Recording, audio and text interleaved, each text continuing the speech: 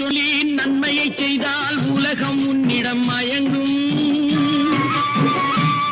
நிலை உயரும் போது பணிவு கொண்டால் உயிர்கள் உன்னை வணங்கும். உண்மையை சொல்லி நன்மையை செய்தால் உலகம் உன்னிடம் மயங்கும். நிலை உயரும் போது பணிவு கொண்டால் உயிர்கள் உன்னை வணங்கும்.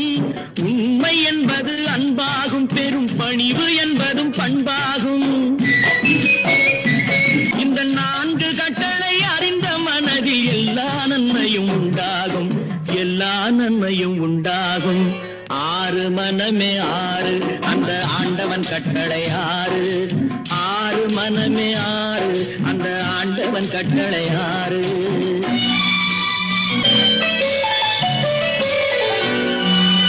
ஆசை கோபம் களவு கொள்பவன் பேசத் தெரிந்த மிருகம்.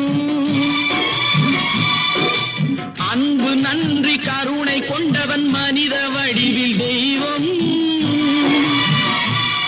இதில் மிருகம் என்பது கள்ள மனம், உயர் தெய்வம் என்பது பிள்ளை மனம்.